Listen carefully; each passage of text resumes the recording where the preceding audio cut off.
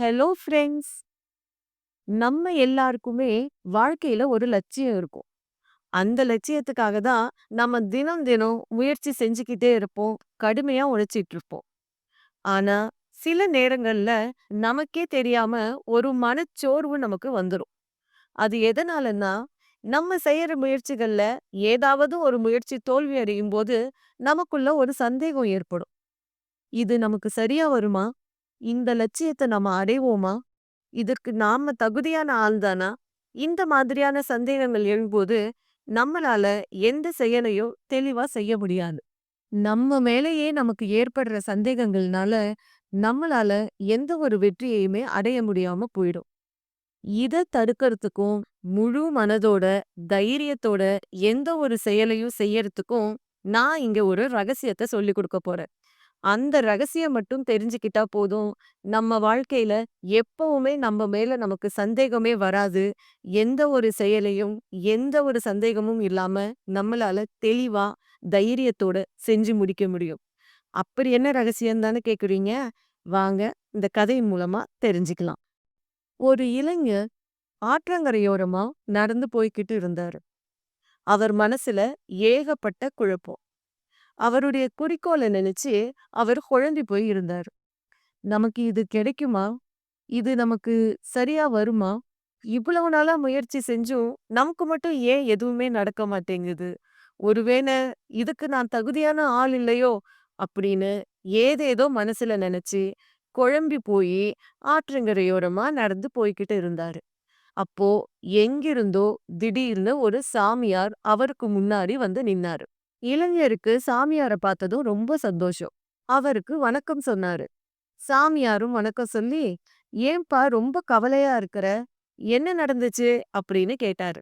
அதுக்கு இளைஞர் தன்னோட வாழ்க்கையில நடந்த விஷயங்கள் எல்லாம் சொல்லி, "என்னால என்னோட குறிக்கோள அடைய முடியுமான்னு எனக்கு சந்தேகமா இருக்கு. நான் செய்யற முயற்சி எல்லாம் தோல்வியில முடியுது. ஒருவேளை இந்த குறிக்கோளுக்கு நான் தகுதியான ஆள் இல்லையோ?" அப்படிங்கிற ஒரு சந்தேகம் என் மனசுல இருந்துகிட்டே இருக்கு. என்னால இனிமேலு எந்த முயற்சியையும் சரியா செய்ய முடியாதுன்னு தோணுது அப்படின்னு அவருக்கு தோணுனதையெல்லாம் சாமியார் கிட்ட சொல்லி முடிச்சாரு. இத கேட்ட சாமியார் சிரிச்சாரு. இளைஞன் "ஏன் சுவாமி சிரிக்கிறீங்க?" அப்படின்னு கேட்கவுமே அவர் சொல்லத் தொடங்கினாரு. "ஏன்பா, உனக்கு இந்த ஆத்தங்கரைய பத்தி தெரியாதா? இந்த ஆத்தங்கரை மந்திர சக்தி நிறைந்த ஆற்றங்கரை. இங்க பாரு, எவ்வளவு கூழாங்கற்கள் விழுந்திருக்கு. இதுல அதிசயம் நிறைந்த கூழாங்கல் ஒண்ணும் இருக்கு. அந்த அதிசய கூழாங்கல்லுல உன்னுடைய பேர் எழுதியிருக்கு. நீ அந்த கூழாங்கல்ல மட்டும் கண்டுபிடிச்சு எடுத்துட்டா போதும். உன்னுடைய எல்லா சந்தேகத்துக்கும் அது விடைய சொல்லும். நீ வெற்றி அடையறதுக்கான பாதையையும் அதுவே காட்டும்." அப்படின்னு சொன்னாரு. இளைஞனுக்கும் ரொம்ப சந்தோஷம். "அப்படியா சுவாமி? அப்ப நான் உடனே தேடி அந்த கல்ல எடுக்கிறேன்." அப்படின்னு சொல்லி அந்த ஆற்றங்கரையில கொஞ்சம் கொஞ்சமா தேட ஆரம்பிச்சாரு. அந்த ஆற்றங்கரையில எங்கு நோக்கிலுமே கூழாங்கற்கள் தான். அதனால ஒவ்வொரு கூழாங்கல்லா எடுத்து தேடிக்கிட்டே இருந்தாரு. கொஞ்ச நேரம் ஆனதுமே அந்த இளைஞனுக்கு ஒரு சந்தேகம் வந்துருச்சு. இப்படியும் அதிசயம் நிறைந்த கல்லெல்லாம் இருக்குமா என்ன? கல்லுல எப்படி என்னோட பேர் எழுதியிருக்கும்? இந்த சாமியார் எங்கிருந்து வந்தாருன்னே தெரியல. ஒருவேளை சும்மா சொல்லியிருப்பாரோ? நம்ம தான் முட்டாள்தனமா நேரத்த வீணடிக்கிறோமோ என்னவோ அப்படின்னு நினைச்சு ஒரு மரத்துக்கு கீழ போய் கொஞ்ச நேரத்திலேயே உட்கார்ந்துட்டாரு. திரும்பவும் சாமியார் அந்த இளைஞர் முன்னாடி தோன்றினார். இளைஞர்கிட்ட கேட்டாரு, "என்னப்பா இவ்வளவு சீக்கிரமா நீ கூழாங்கல்ல கண்டுபிடிச்சு எடுத்துட்டியா? அதான் சந்தோஷமா உட்கார்ந்துட்டு இருக்கிறியா?" அப்படின்னு கேட்டாரு. அதுக்கு அந்த இளைஞன் சொன்னாரு, "அட போங்க சாமி, கொஞ்ச நேரம் தேடுனேன். எதுவும் கிடைக்கல. எங்க பாரு கூழாங்கற்களா தான் இருக்கு. அதுல எப்படி என்னோட பேர் எழுதி ஒரு கூழாங்கல் இருக்கும்னு சந்தேகம் வந்துடுச்சு. அதிசயமான கூழாங்கல் எல்லாம் உலகத்துல இருக்குதா என்ன? நம்ம தேவையில்லாம நேரத்த வீணடிக்கிறோமோன்னு நெனச்சு வந்து நான் உட்கார்ந்துட்டேன்." அப்படின்னு சொன்னாரு. அதுக்கு சாமியார் கேட்டாரு, "அப்போ உனக்கு அந்த உன்னோட பேர் எழுதின கூழாங்கல் இன்னும் கிடைக்கலையா?" அப்படின்னு கேட்டாரு. அதுக்கு இளைஞன் சொன்னா, "இல்லையே, இன்னும் கிடைக்கலையே." அப்படின்னு சொல்லவும், சாமியார் சொன்னாரு, "அது எப்படி கிடைக்கும்? அதான் என் கையில இருக்கே. இதோ." அப்படின்னு காட்டுனாரு. இளைஞன் முகத்துல அவ்ளோ சந்தோஷம். ஏன்னா, சாமியார் கையில ஜோதி வடிவத்துல அழகான ஒரு கூழாங்கல், அதுல அவனுடைய பேரு எழுதப்பட்டு இருந்தது. இளைஞனுக்கு ஆச்சரியம் தாங்கல. நிஜமாவே இந்த மாதிரி அதிசய கூழாங்கல் இருக்குதா அப்படின்னு நினைச்சு, "சாமி அத என் கையில குடுங்க சாமி. எப்படியோ நீங்களே கண்டுபிடிச்சு எடுத்துட்டீங்க. நல்லதா போச்சு" அப்படின்னு சொன்னா. அதுக்கு சாமியார் சொன்னாரு, "பரவாயில்லையேன், இது நான் கண்டுபிடிச்சது.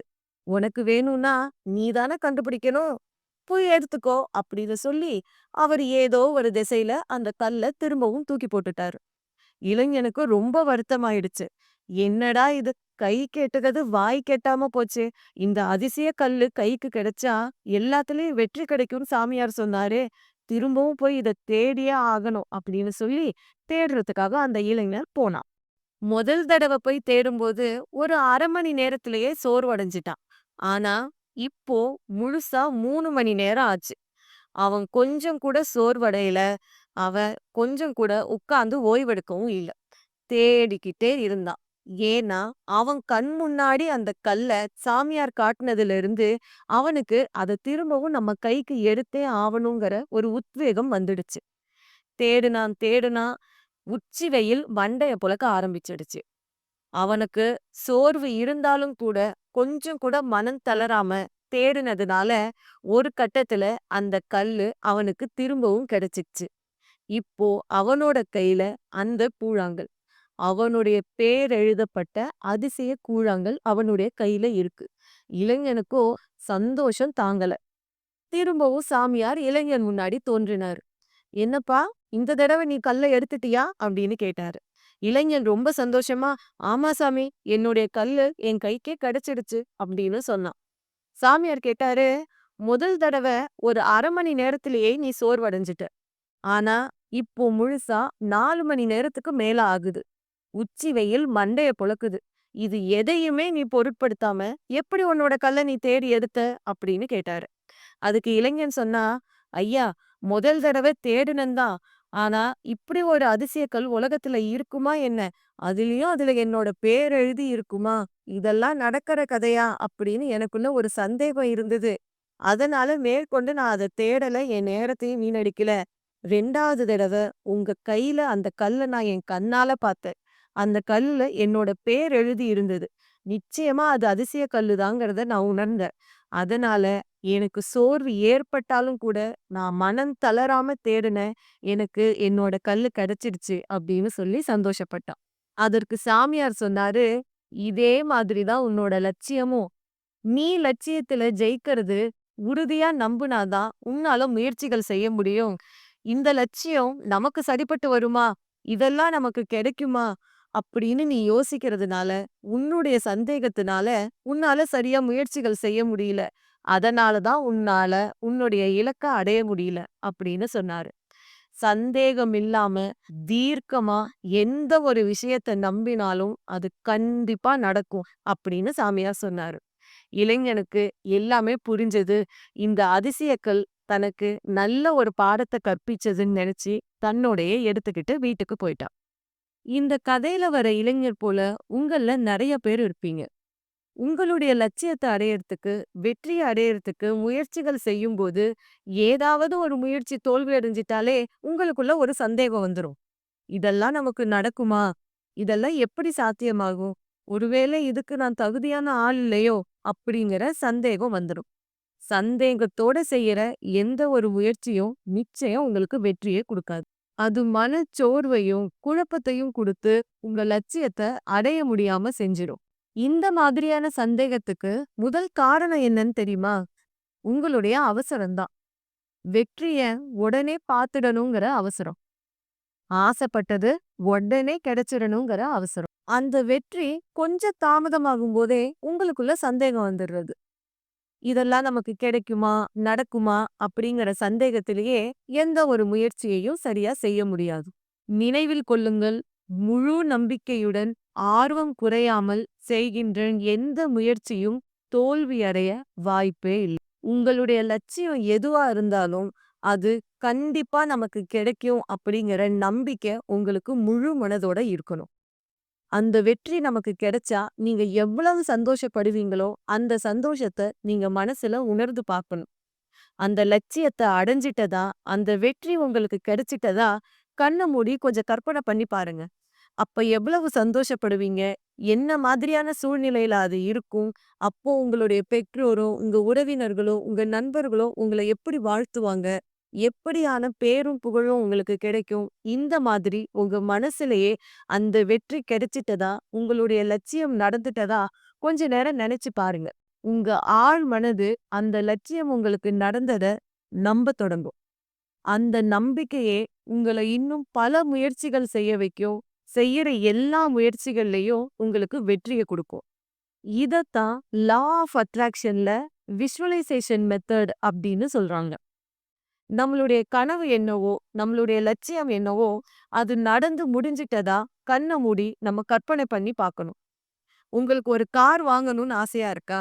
அந்த கார வாங்கிட்டதாவும், அந்த கார்ல நீங்க உட்கார்ந்து டிரைவ் பண்றதாவும், அந்த கார் எந்த கலர்ல இருந்தது? எந்த ரோட்ல நீங்க போறீங்க? அத வாங்கும்போது எவ்வளோ சந்தோஷப்பட்டீங்க? இப்படி உங்களுக்கு பிடிச்ச மாதிரி அந்த நிகழ்ச்சிய நீங்க கற்பனை பண்ணி பார்க்கணும். அந்த கற்பனை தான் உங்க ஆழ் மனசுல நம்பிக்கையா பதியும். அந்த நம்பிக்கை தான் உங்கள முயற்சிகள் செய்ய வச்சு வாழ்க்கையில ஜெயிக்க வைக்கும். நீங்களும் விஷுவலைசேஷன் அப்படிங்கிற இந்த அதிசயத்த உங்க வாழ்க்கையில பயன்படுத்தி உங்களுடைய லட்சியத்தையும், கனவையும் அடையணும் அப்படின்ட்டு நான் வாழ்த்துறேன். இந்த கதையும், இந்த கதையினுடைய கருத்தும் உங்களுக்கு பிடிச்சிருந்ததுன்னா, என்னுடைய வீடியோக்கு ஒரு லைக் குடுங்க. உங்களுடைய ஃப்ரெண்ட்ஸ் அண்ட் ஃபேமிலிக்கு ஷேர் பண்ணுங்க. மறக்காம என்னுடைய சேனல் டெய்லி மோட்டிவேஷன் தமிழுக்கு சப்ஸ்கிரைப் பண்ணுங்க. Thank you so much.